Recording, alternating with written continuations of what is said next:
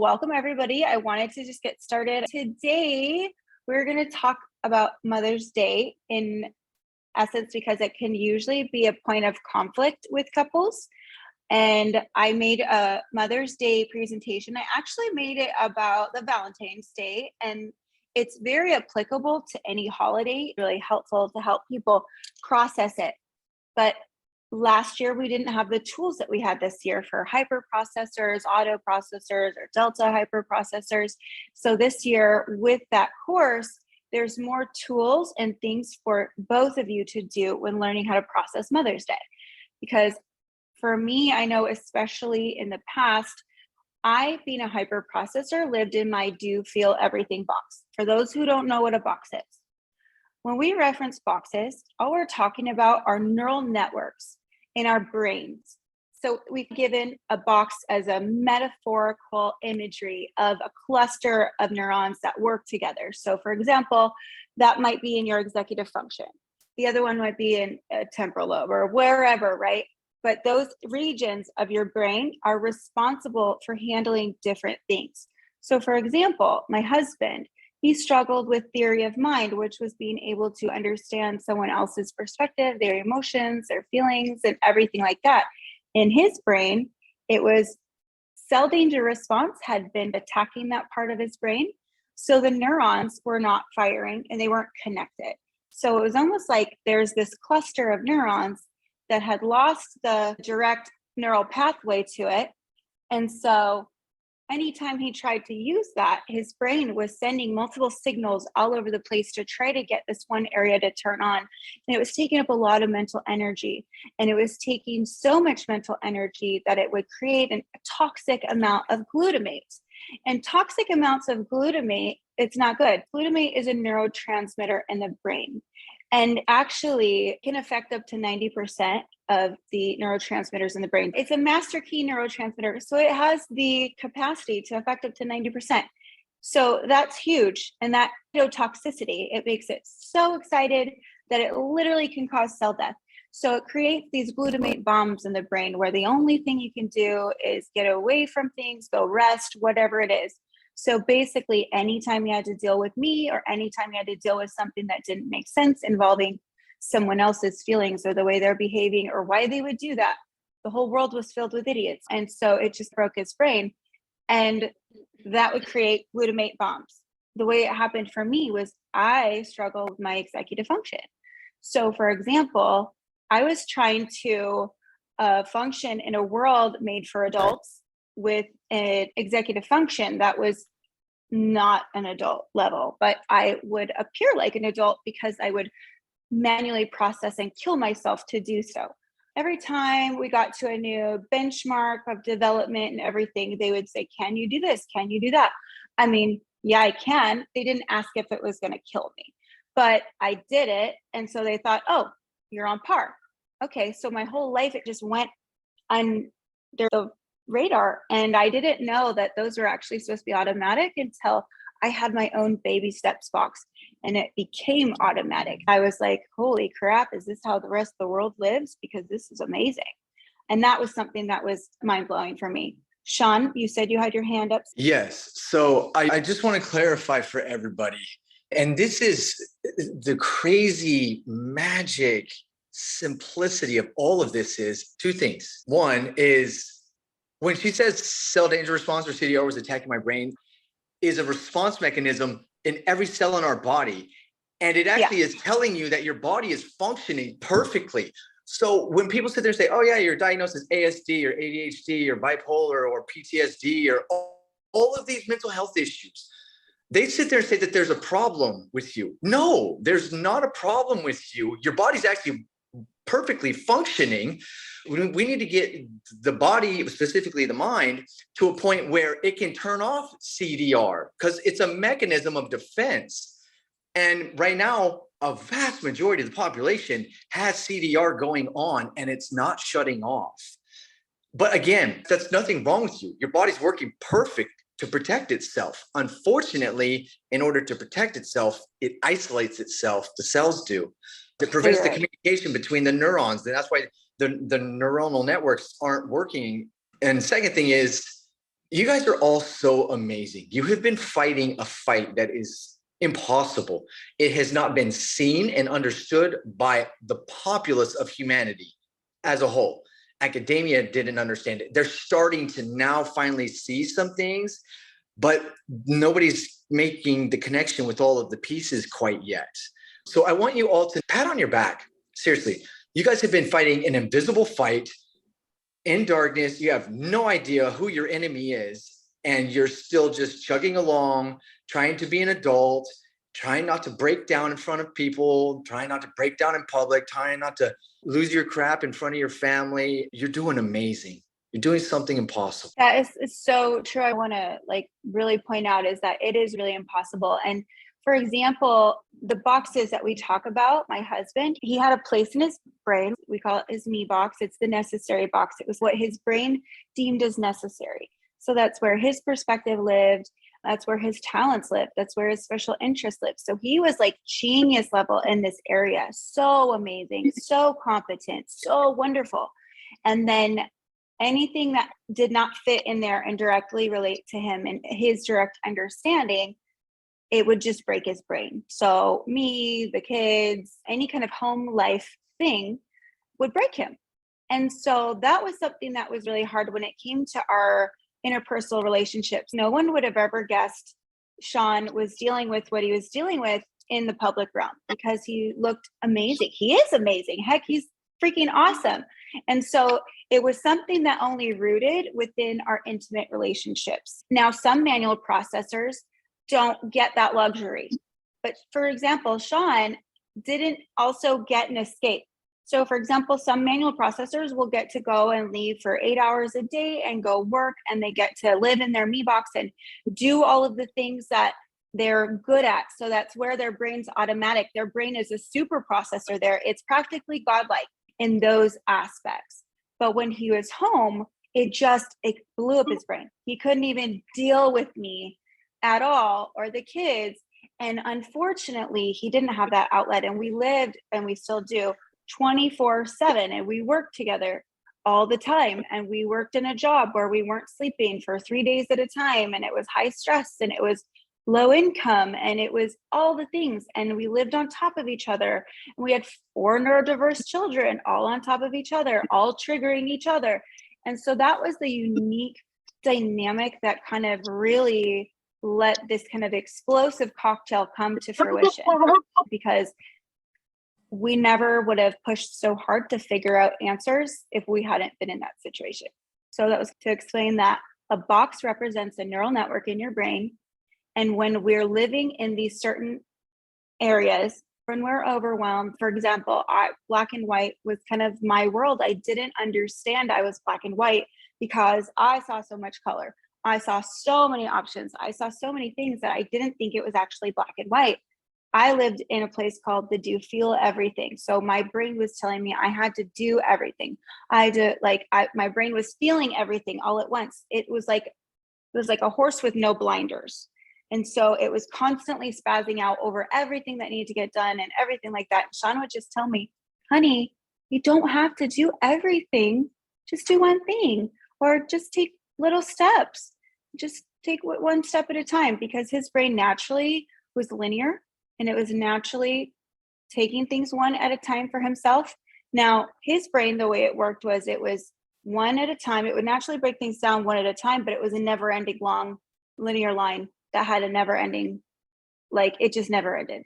So that's where his overwhelm would end up stemming from when it would happen, was that it was never-ending linear line. Mine was more like this quantum mix of everything and the swirling boulder tornado, whatever you want to call it. It was just everything. It was curvilinear. It was everywhere, all over me. It was past, present, future, all at once.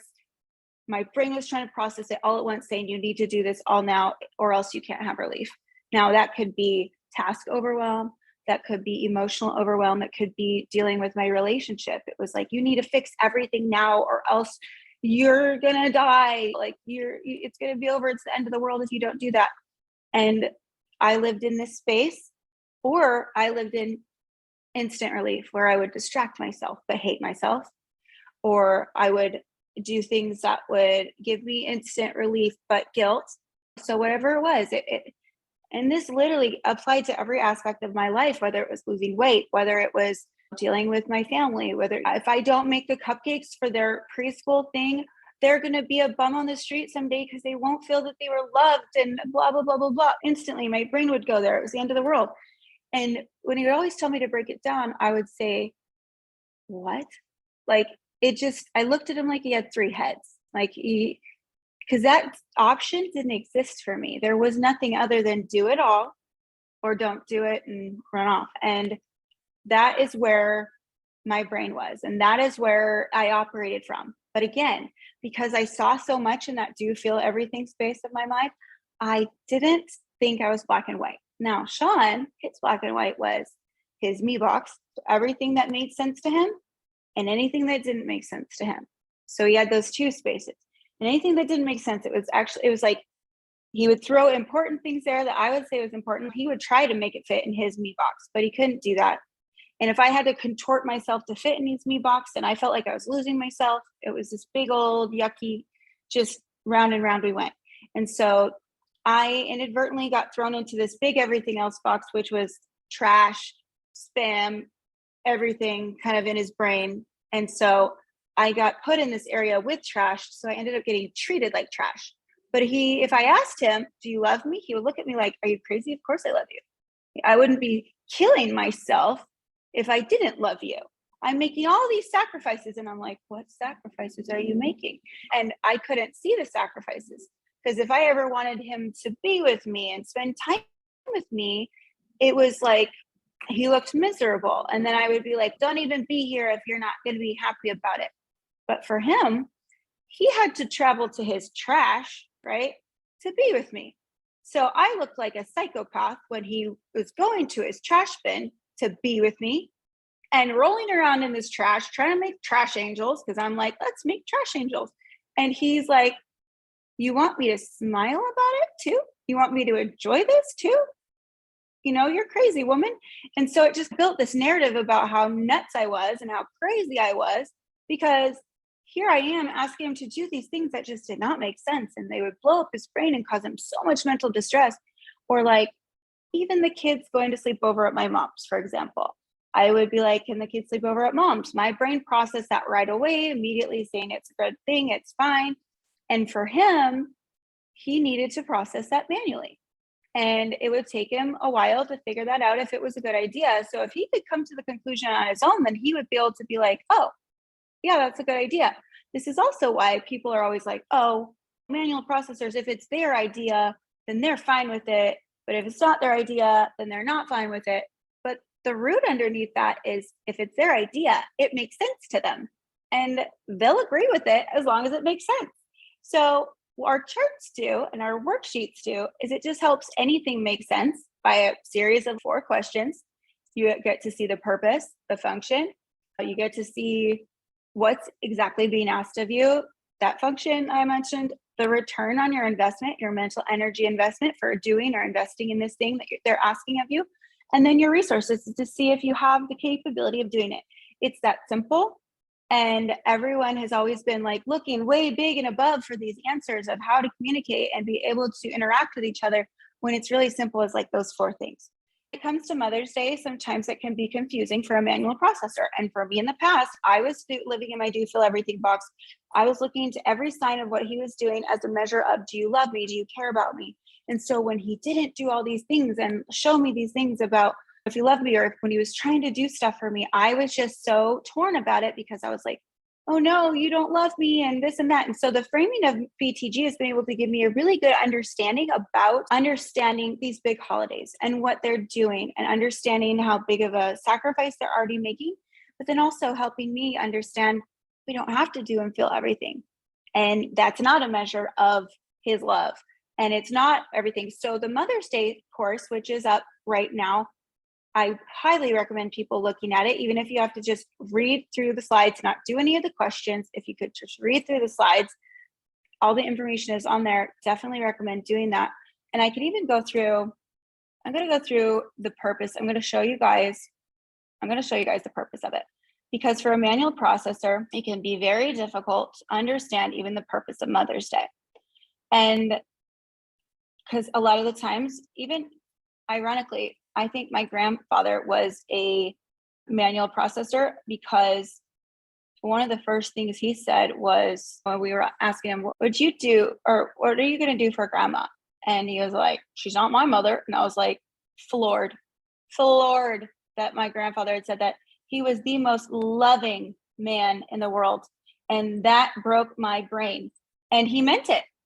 And it was something where it was like, what? It was really confusing. So here is a little bit, I want to glide through this because it won't take very much time. And the tools that we have can help make sense of it. So the purpose of Mother's Day, what is the point and why should you care? So why does everyone make such a big deal? And I'm actually going to skip through these ones. It's not irrelevant, but basically when you're barely keeping your head above the water, a holiday or anything that comes at you is like a child jumping on your head when you're already drowning. And that's not fun. So when you have these holidays coming at you, your only choice is to either brace yourself for impact or learn about it, which if you learn about this and process it, that's like learning how to swim. So this is the holidays, but really, let's be honest, it's all of these. It feels like you're being jumped on by a million children. So when we learn how to swim, how to process and make sense of something, it allows us to see the child coming, the holiday, and embrace the opportunity instead of bracing for impact. When something makes sense, it no longer is a threat to our brain. So to have a good Mother's Day, we need to understand it and process it. Is it just a day? Yes and no. So Mother's Day is for anyone who wants to honor and celebrate mothers and the mother figures in their lives. This includes biological mothers, stepmothers, foster mothers, grandmothers, any other person who's played a motherly role in someone's life. It's also to recognize the contributions that mothers make to families and societies as a whole. It's a day to celebrate the love, hard work, and dedication that mothers put into raising their children and caring for their families. It's a day to acknowledge all the sacrifices that they make. It can be seen as just a day in the sense that it is a specific date on the calendar set aside for celebrating. However, for many people, it holds more significance and meaning beyond the single day. So why does everyone care so much? It's because it holds a significant meaning for many people, because mother figures and mothers play crucial roles in our lives. They're the ones who provide unconditional love, support, and guidance, and they make countless sacrifices to ensure the well-being of their families. So it's really just a way to show appreciation. Is it just consumer hype? Mother's Day is a combination of both consumer holiday and a meaningful day. So yeah, while people do try to get on that and bank on that holiday, it's not just hype. It is something that's actually meaningful. So life is crazy and demanding, and every day is a rat race to get through it. So time speeds by, and then days turn to months, and months turn to years, and years turn to decades, and you will wake up and your life has passed you by. So Mother's Day is a consumer holiday, but it has a purpose too, a huge one. It's a day set aside to help us pause from the rat race and focus on relationships and the people that we feel are important to us. And if you don't do it now, when? This is something that we've talked about before, because Sean used to have a problem with the calendar. He would get really frustrated and annoyed that the calendar had to set aside, or the calendar would dictate something he had to do. And I was like, oh, you just have problems with authority issues. But no, it was because he couldn't process the purpose of it. But it has a purpose. So if you're here, you've been making sacrifices every day, seen and unseen, to be in this relationship. And this occurs on both sides. But it's clearly because this relationship is important to you. But you got to consider if the message is being delivered. If you've never tell them, show them, or set aside time to show them, how will they know? Words, actions, or deeds? When you've never spoken the same neurological language and most likely don't know each other's love language, how will they know? So using the enrichment box to make sense of the day. Now, this is my favorite section, because this is going to explain Mother's Day. And it's just to process the actual day. It's not to process what you're going to do for her. It's not going to process whatever. It's just to process the actual concept of the day. And that is something that is really important and crucial to be able to enjoy the rest of the day on Mother's Day. Because if you can't even process the concept of Mother's Day, then anything else after that will still probably break your brain. Now, the enrichment box is the box that Sean got when we first had our breakthrough. It was the place where he was able to process and store his loved ones' feelings, emotions, perspectives, their identities, their everything. their interests, their hobbies, the things they enjoyed. So things about me, he was able to finally process safely in his brain without trying to shove it in his own personal space in his head. So what we do, should you care? This depends. Does it matter to your loved one? If it does matter to your loved one, you should care about and you care about their happiness, then yes, you should care about the day. If they don't care and you don't care, you don't have to care, but that's usually rare unless your relationship is either dead or doing amazing. And most of you are not here because your relationship is doing amazing. So what we're asking of you, these are just the questions on the enrichment box. And I'm going to go through these really quick so you can just see how easy this is. What we're asking of you, we're asking you to see the value in the day and to appreciate as an opportunity to show your appreciation for the hard work that the mothers do in your lives. Now, the mothers we mean is the mothers in your lives can be your spouse is a mother in your life. If your spouse always wanted to have children but couldn't, that is another one. You can celebrate that. You can celebrate her even if she's not a mother, but you have faith in her ability to be a mother one day and you know how badly she wants to be a mother. That's something that's really important. So what's being asked, the purpose is the function of something. So this is going to be why it makes them happy and why it's being asked of you. So Mother's Day is to celebrate all mothers, not just your biological mother. Celebrating the mother of your children is important for connection. It's an opportunity for people to express their appreciation for the mother figures in their lives. It has become a consumer holiday with the emphasis on buying gifts, treats for mothers, but it serves a larger purpose of bringing attention to the importance of mothers and their role in the family. Reward. What is the happiness level? This will bring your loved ones. This is the happiness level that it will bring your loved ones, and you will rate it. Now, the hint is if they're asking this of you or if they're wanting something from you, it's always going to be very happy. So it's always going to be very high. But you can always ask them, hey, how much will this mean to you? Because in essence, this is the return on your investment. This is how far it's going to get you in your relationship with them. So your loved ones will likely feel very happy and appreciated when you're able to process the purpose of Mother's Day. You can relax and enjoy the rest of the proposed activities with this foundation laid. So this is the part where it gets awesome. This is the risk. This is what is the personal risk to you and your resources? This is the color-coded chart that we talk about to do this. And I included the question of what we're asking from you. We're asking you to see the value in the day and to appreciate it as an opportunity to show your love. So we're going to go through this. Financial resources. It costs you nothing to shift your perspective of the day and see its value and an opportunity to show your appreciation and gratitude. Physical energy. It costs you nothing to shift your perspective of the day and see its value and an opportunity to show your love and gratitude. Literally no physical energy to shift your perspective.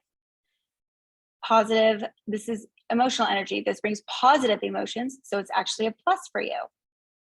So the reward of the enrichment box is other people's happiness. And we've already established it's going to make them happy. But this green line right here, this green column, it actually helps you see where things are actually going to double as a personal benefit for you as well.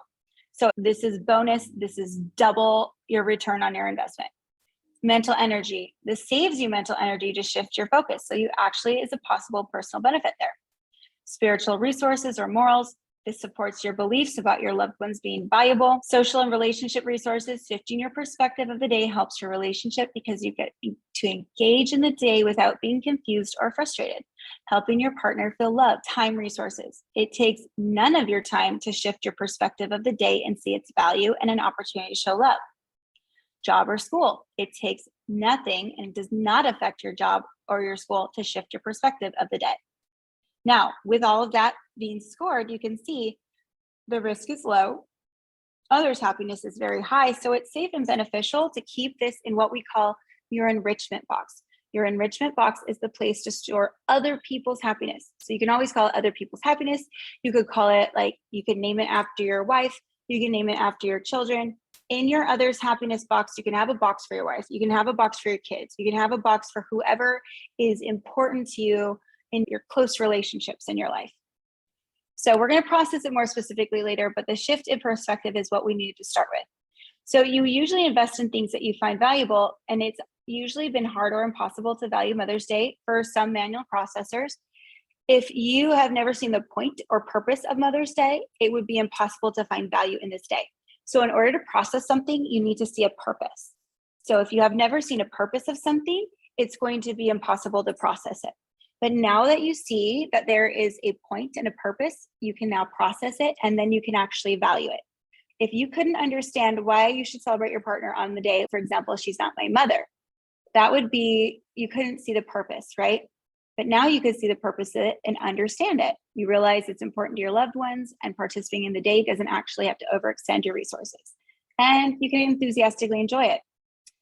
You invest in the things you find valuable. People generally allocate their resources, including time, money, and energy, to the things they find valuable.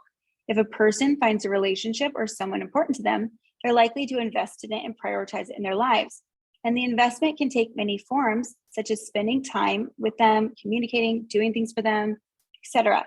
By doing so, people demonstrate the value they place on the relationship and show they care about the other person. However, this is where the miscommunications happen in neurodiverse relationships, because neurodiverse individuals are investing tons of mental energy resources that cannot be seen by others. So while you guys are investing like crazy, it's like you're spinning your wheels in the mud, not getting anywhere, and no one is seeing what you're doing. This leaves a partner feeling like the neurodiverse individual doesn't care. And let me include that a lot of these dynamics include two neurodiverse individuals. You're just neurodiverse in different areas of your brain, and it makes your worlds just even farther apart, and it makes it harder for you to understand each other. This is applicable to all the brain types: hyper, manual, and delta hyper processor. This misunderstanding continues with the neurodiverse individual, often does not understand or see the types of sacrifice that even the auto processor is making for the relationship either. Going without common basic emotional needs is a huge sacrifice for them as well. But I don't need to buy my honey chocolates and flowers to show them that I care. That's just dumb. Yeah, you're right. I am showing them with everything I do. Sorry, but you're wrong. This applies to all your brain types. The reason for that is because your brain language, and this is where we talk about connection versus function, how your worldview is affecting your ability to see purpose. Everyone has to have a purpose for what they do and say and experience. We're all governed by purpose. Purpose helps us process the world around us. Your brain type will determine your outlook and how you process the purpose of things. There are two core ways of processing our world: connection and function.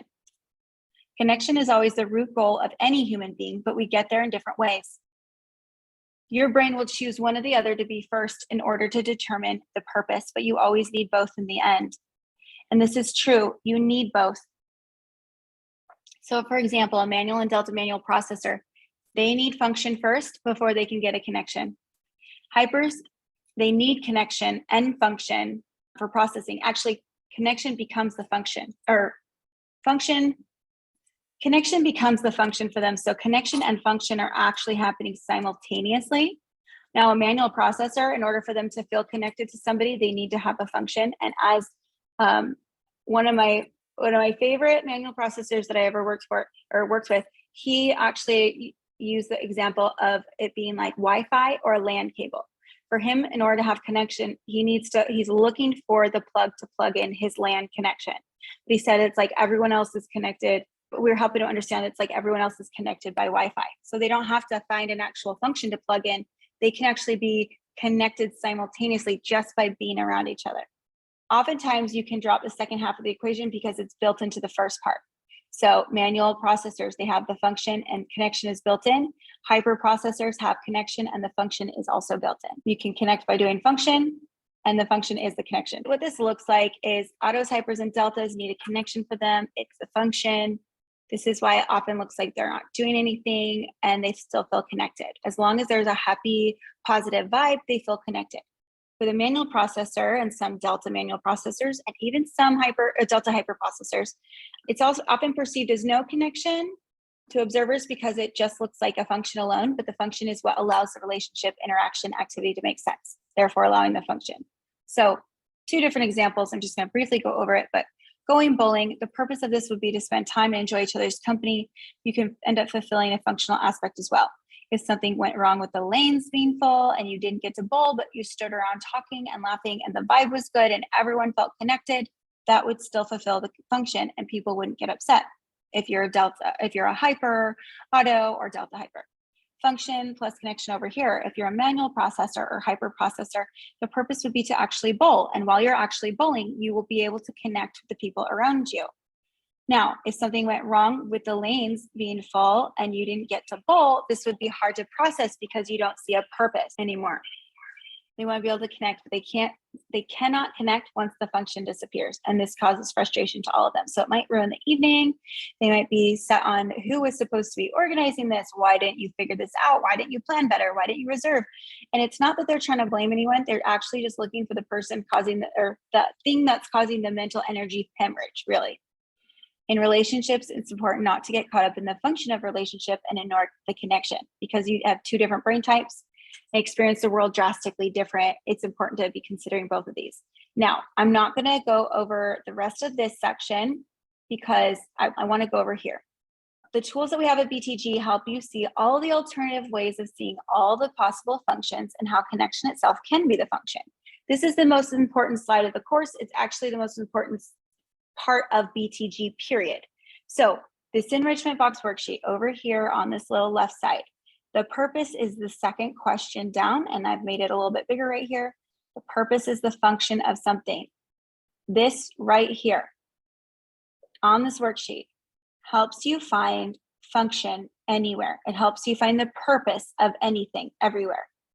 And this is the question that helps everyone find common ground at the core. Everyone wants to connect.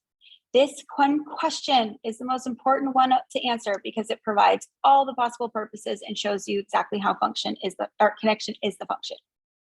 So now I encourage you guys to look at the rest of this section yourselves. And I'm going to show you this probably in about 5 minutes, and then I will open it up for questions. So Mother's Day that works.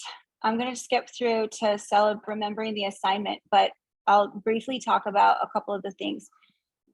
This is learning how to plan for this day and then be effortlessly flexible. So self-care is important to do because we don't want you starting out in the red before the day happens, either of you, because that's setting yourself up for failure. And it's really important to make sure you have your ducks in a row and you have your emotional, everything ready for yourself, because you're not going to be able to do or give anything to everyone if you're in the red. Now, the second thing in this section is remembering the assignment, and I will talk about what the assignment actually is. And then the third thing on here is celebrating differently, why it's okay. And then 13 tips for Mother's Day is at the end, but we're just going to talk about number 2. Oh, this is supposed to be red right here, but when I changed the colors, it went to green. But you guys can look at that later. Also, sometimes life doesn't allow for this, and sometimes you're up all night with the kids, you lost your job, money's tight, and you might start out in the red, but this is where the Beyond Control box comes into play. Beyond Control box was the other neural network that I helped Sean uncover. And this is how he processes things to this neural network, by asking himself these 8 questions. Remembering the assignment. This is going to be great. What's the assignment? The elements of assignment typically include these elements. It is easier to approach an assignment with clarity, focus, and confidence when you have a clear understanding. What's being asked, what the objective is, what's the worth, and what's the risk. And these are the essential things that we do with our enrichment box, which is ironic because I didn't even look that up until I had made this presentation back in February, and we made the enrichment box way back in January 2020. So what's the assignment? The assignment of Mother's Day is to express love and affection to your significant other, to appreciate and recognize the value they bring to your life. The goal is to have a happy, connected day and to show your loved one in a way that your partner can understand and feel. The aim is to reflect on your life together and how much they have impacted it positively in all the aspects of your well-being. So this is what we're going to do. What's being asked? To spend time with your loved one on Mother's Day, appreciate them and the day as an opportunity to show your love in ways they understand, to connect with them. This goes for all brain types, but we're explaining it in the language of manual processor. So that's what's being asked. Why? There's lots of purposes. To show love and affection to your partner, to strengthen the bond and connection in your relationship, to express appreciation for your partner, acknowledge their importance in your life, to create memories and shared experiences, to improve communication and understanding in your relationship, to make your partner feel special and valued, to have a break from the everyday routine and spend quality time together, to celebrate your love and commitment to each other, to bring happiness and joy to your partner, to deepen the emotional connection in your relationship, and to demonstrate your love in a meaningful way. Now, the reward here is very high. Okay, so this is a very high return on your investment. Your loved one will likely feel very happy and appreciated if you spend time with them and show them how much they mean to you on Mother's Day. Increased feelings of love and connection between your partner, deeper appreciation and understanding of each other, improved communication and intimacy, a strengthened bond and closer relationship, the opportunity to make new memories and strengthen old ones, a sense of being valued and appreciated by your partner, increased happiness and satisfaction in the relationship, a boost in self-esteem and confidence, and a positive impact on overall mental and emotional well-being. And the risk, let's go through this and see what it really is. Depending on how you celebrate Mother's Day, there may be a low to medium impact on financial resources. This could include the cost of gifts, dining out, or other expenses. Physical energy. Spending time with a loved one and appreciate them can have medium impact on physical energy. This is because it can involve taking over some responsibilities that your partner usually does, like taking care of the kids, etc. Emotional energy. Spending time with a loved one and appreciating them can have a personal benefit on emotional energy. It can bring happiness and fulfillment, strengthen the bond between partners. Mental energy. The mental energy required for creating a special day for your loved ones on Mother's Day can vary, but it can have a low impact overall. This is because the focus and purpose on appreciating the value on them, on your life, and is connection, and you don't have to keep trying to find the purpose to make sense of it. I know, I'm wrapping it up. Spiritual resources. Again, this will be positive. Social relationships, it's going to be positive. Making an effort to show your appreciation and how you value your loved ones is definitely positive, because you're investing in the relationship of this person. And when you're investing in their well-being and their happiness in this relationship, it's increasing your own personal, they're a human resource. And when you invest into them, you're investing in your own human resource. Time, it can vary. It could be low or medium, depends on what you're doing for the activity. And you can always use this enrichment box chart to figure out what you can do within your boundaries to be able to do something for them. Like, we don't want you going into the red. And sometimes you might have to go into this red, this first stage, this high impact temporarily. And that's okay, because it's something where you can always make a plan to come out quickly. This represents going underwater. You can go underwater if you know that you're going to come back up. And job. If a person's able to balance their responsibilities with their job, it can have a low to no impact. Now, with that, average is low and the reward is high, and it's safe and beneficial to engage in it. So you've always wanted to do the assignment, but nobody was giving you the instructions. And I know that's probably been really frustrating. If you're still unsure of the assignment, what they're needing is emotional connection, which alone can be the function without any other literal function to pair it with. So the age-old saying, we could live in a box under the freeway and I'd be happy. This is implying what they feel loved and connected, no matter, like, it matters so much to them. They could live in a box and still feel warm and fuzzy and nothing else matters. It's the same reason they could be with a partner who provides all the functional aspects of life in a relationship, house, money, food, luxuries, and still be miserable and not feel loved. Because they speak and understand tone and body language, they need to feel you love them with your tone. And using the tone box makes this effortless and not masking. Using the enrichment box to process requests and your tone box is what makes them feel connected. And the tone box, there's a video in the free presentation that teaches it. It's 40 minutes long, and it helps you understand how to access that part of your brain that allows you to recognize effortlessly the tone of voice that you're doing, and even the tones of other ones. Still unsure? Don't overthink this, because when you naturally make sense of things, you emit a vibe that they like, and it makes them feel good. This stems from the fact that their brains are automatically absorbing the vibe via their mirror neurons, and messages are being sent by faces, body language, and tone. They don't know how to turn this off, and it's like a social sonar to let them know where they are at any given time in the social construct. They've used this their whole lives to test the waters and get a feel for what others are thinking. This is why you've never been able to do it, and why your sacrifices have always gone unseen. Because when you sacrifice mental energy to do things they liked, you looked miserable on the outside because you were hemorrhaging mental energy on the inside. Because your words, I love you and I'm here to spend time with you, didn't align with your grimaced face or bad attitude, quote unquote bad attitude. It wasn't really directed at them. They had no way to see or understand your sacrifice as an act of love. Now that's over, and I definitely recommend going through the rest of this presentation. It is pure gold, and ending this screen share and I'm opening it up to questions. I want to just throw in something right there that she was just saying, Alicia was just saying about social sonar. And this is something that a lot of us partners to manual processors have highly developed as a means of survival in this relationship. That's a really important thing to understand in terms of the impact on us of being in this relationship, and what can cause challenges between us and our partners, where we have communication issues and things like that, because we're interpreting things that they don't realize we're interpreting. And it's affecting us because of the way that our body receives information. So it can lead to a lot of challenges, a lot of problems. And so I just wanted to highlight that last bit because I know we're moving through the content quickly. Yes, I know. And I recommend everybody going through these slides yourself later with giving yourself more time, because I did want to give people a chance to ask a couple questions. Anna, go ahead. Oh, I was just wondering if you could give some input for the moms that have a lot of difficult memories, because I know that's pretty common, not even just in the realm of a neurodiverse relationship, but just within themselves, if that makes any sense. Go over baby steps in the second section of that. And in essence, I talk about how when you're living in your do you feel everything box, you're pretty much suffocating your partner with expectations and everything like that. And using your baby steps is going to help you with processing those things that are overwhelming you, like all those overwhelming memories or whatever it is, because you're going to be able to use those tools to be able to realize, I don't have to feel all of these things at once.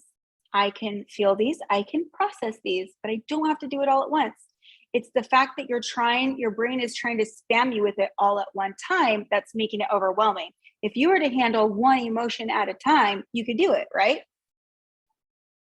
And that's the difference, is that our brain doesn't automatically give us that as an option. Most people do, because the thing is, with being executive function not working, it does that. You're raising your hand?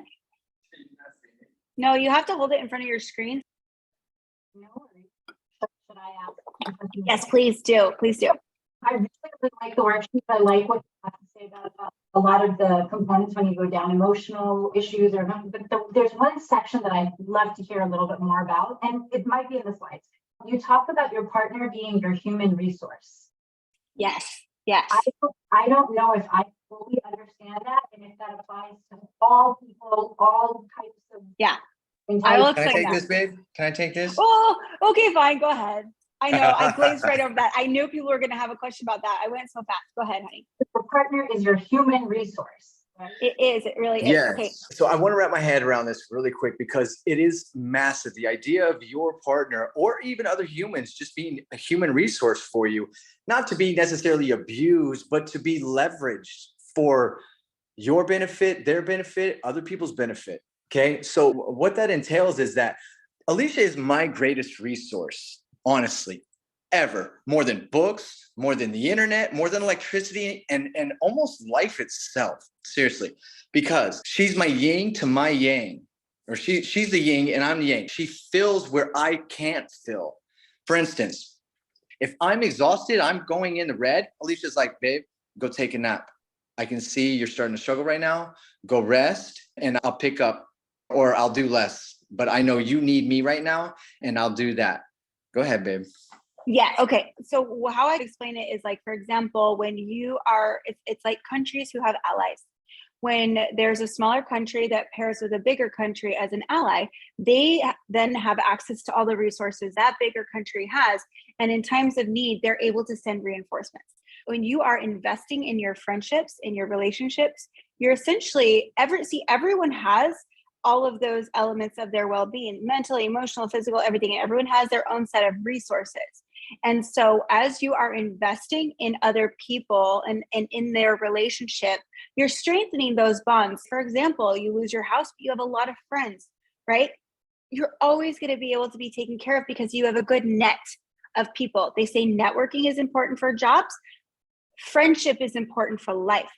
Like friendships are what is like the networking for life, like for your life relationships, because that is in essence what is going on when you are investing in other people, not so we can be dependent on them, because that's not what we want. We're not creating a network of dependence, but what we're doing is like the logical way to process why friendships are important, why relationships are important. Because, for example, Sean did not see the point and purpose in maintaining friendships because maintaining friendships took too much time and energy for him. It didn't make sense. And so he was like, I can't worry about them.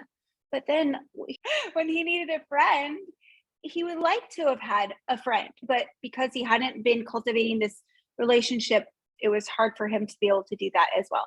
And so being able to help out somebody, exactly, it takes a village. Oh, Anna, yes. I just wanted to say something for me and this was before BTG, but I found that when I was able to see Joe's strengths and his weaknesses and recognize that weaknesses just are.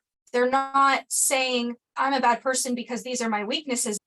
Red pen, right? It's just like recognizing where you are in life and where your partner is in life. And when you can see that and you can know how different things impact them, it allows you to leverage that resource in a different way than if you don't pay attention to those things. So, for example, Joe has a lot of back problems and they're really bad. And it makes it so hard for him to do certain things. Picking up the floor, for example, is just too hard for him. And because I know this, it would be ridiculous for me to be like, why aren't you picking up more? Right? And because I know that, I don't have to hold him accountable for it. Not that we should do that, but like it's easier for my brain not to have those kinds of thoughts because I know which things impact him as a strength and which ones impact him as a weakness. Anyway, it's just been, it really made a difference for me. And so for all the spouses that have such a hard time because they feel like they've been in this space where they're just constantly ignored and hurt and whatever by their partner, if you can step back and think, what are their weaknesses and are the things that I'm looking at that are so hurting me, are they reasonable in where my partner is struggling, in where their weaknesses are? Is it reasonable what I'm holding them accountable to? And if it's not, maybe switch your brain a little bit because you're going to feel so much better if you can see them through the eyes of where they are right now. Yes, honey, go ahead. You were raising your hand. I was being a good boy.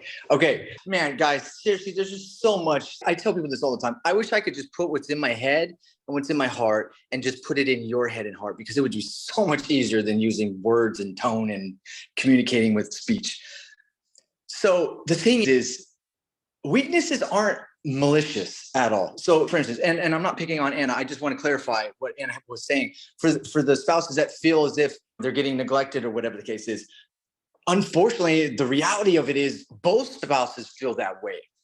The point is, it is not malicious. It literally is just defense mechanisms. It is getting and protecting behaviors. Like, I'm just trying not to die. I'm just trying to get through today. Now, Mike, I want to answer what you're saying because you were responding to that social sonar. So you're talking about how much mental energy it takes you. Yes, because you are manually processing that. So that's why it takes up so much mental energy. Now for a hyper or an auto or a delta hyper, they're automatically absorbing that. So it takes them no mental energy. So for example, and I've seen this happen before in people that I've worked with, like the husband will be like, why are you all up on me? Because she walks in the room and she's like, what's wrong? She automatically can feel that there's a shift of energy in the air. And in order for you to kind of determine that, it would take a lot more mental energy to be like, okay, now what's going on? It takes more mental energy probably to figure out that there might be something off. I don't know what level, how it is necessarily for you, but I know for some manual processors, they'll be completely oblivious to something being off in the air. Or if they're trying to figure out, like if they're cluing in because they could notice something about the tone or body language is off, They can't figure out what it is. And it would take a lot of mental energy to figure out where they are in that social construct. For an automatic processor or hyperprocessor, hyperprocessors are extremely sensitive to it. It's like coming at us like a fire hydrant. And so we can be super sensitive to it. We can have RSD. That's where that rejection sensitivity comes in. And we're extra sensitive to all that stuff. But I just want to say the reason it takes so much mental energy is because of that. And I've had a husband where the wife comes in and she's like, what's wrong? And he's like, dude, get out of my, like, why are you so in my business? Because for him to sense something was wrong with her, it would take so much intentional energy and like to do that. And so he's thinking, why are you intentionally trying to get in my head? This is my head. And they can't understand why you're so overly on them, and it feels very suffocating. But the thing is, we're not doing it on purpose. It's something that our brains actually just won't even shut off. But it does get better with the baby steps, that's for sure. Because for me, when Sean's dysregulated, I don't have to be dysregulated. It used to be for me that if he was dysregulated, I needed to calm him down so I could be regulated. But now I could be regulated just fine if he's upset. I don't need him to calm down for me to be regulated. I'm regulated just fine. I have a protective shield around me and I'm okay. And so that's where I'm at right now. And this man supports me like crazy. And every month for about 7 to 10 days, I act like a psychopath and he handles it like a genius. I have PMDD, although it's gotten better. It was really bad, especially during COVID. It was the worst. I literally turned into a different person. I'd be like, I'm divorcing you. And he was like, honey, are you okay? Out of the blue. And then I'll be like, wait a minute, what time of the month is it? And I'm like, oh, it's just my PMDD ruining my life. Okay. But no, really, because I know that when it's totally uncharacteristic of who I am, and I just can't handle regular life when it happens. Yeah, toss for candy bar and run. Oh my gosh, yes, awesome. Okay, does anybody have one? Yes, go ahead, Annalie. Okay, not that I want to recommend this to you, but a few years ago, I had a hysterectomy. My husband had prostate cancer and had his prostate removed the next month, but I am neurodivergent. I know I am. I didn't know it. I didn't know Joseph was. And probably my other two sons are. Anyway, we just didn't know things like that. But I do know my husband and I pretty much losing a lot of our hormonal imbalance all at once really became very kind to each other, because it was one, and we have simplified our lives too, because we don't have kids in the home anymore. But there's just so many stresses out there that really complicate our lives. And when we can't communicate and try to have normal function, normal conversations, you're right. I've seen such a change in Anna and Joe, and that's why I'm so curious about all of this. I want to do the test and find out what I am. I don't know what I am, but I know I'm something.